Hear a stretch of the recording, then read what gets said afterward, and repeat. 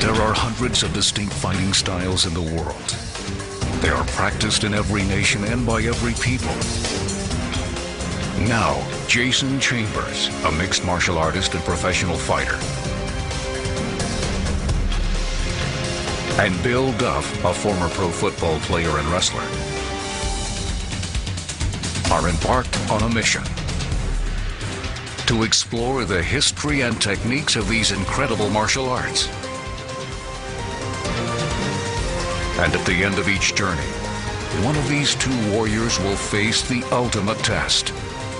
They'll try to survive a real fight with a true human weapon.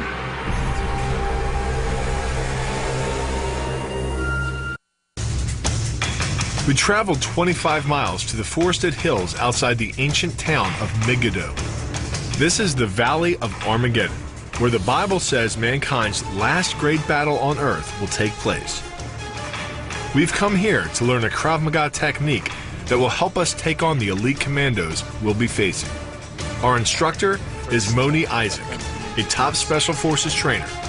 Gun disarming and weapon disarming become a big issue. This is what I'm going to teach you today. A gun disarm is a move that is especially relevant here in Israel.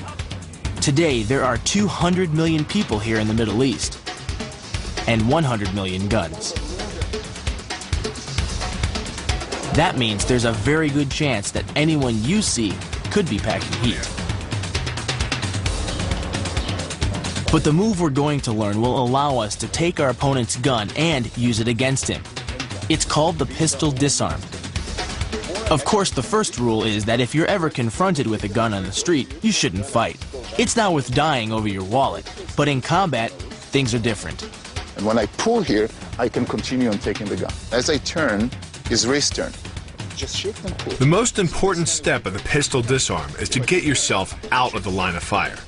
But rather than step to the side, you simply twist your hips, removing your core from the line of fire. Then you pull the attacker forward, off-balancing him while holding his wrist against your torso. Once you've got control of the gun, you just grab the barrel and twist, prying the gun from his hand. I want to be like a magician. I want to be able to move the gun from your hand to my hand, create distance, and in that stage, I have the power.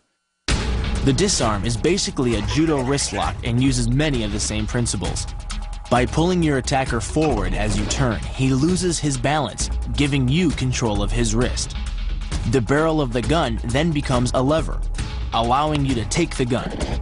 Because you are using the muscles of your torso, which can deliver up to 10 times more force than the muscles of the wrist, the disarm works against an opponent who is much stronger than you. Reach for this guy. Give me your shoes, punk. Hey, I gotta watch it. Beautiful, you did good. Give me your car keys. I'm sorry, I didn't. Lovely. Oh, lovely. That was great. Hurt him a little bit more.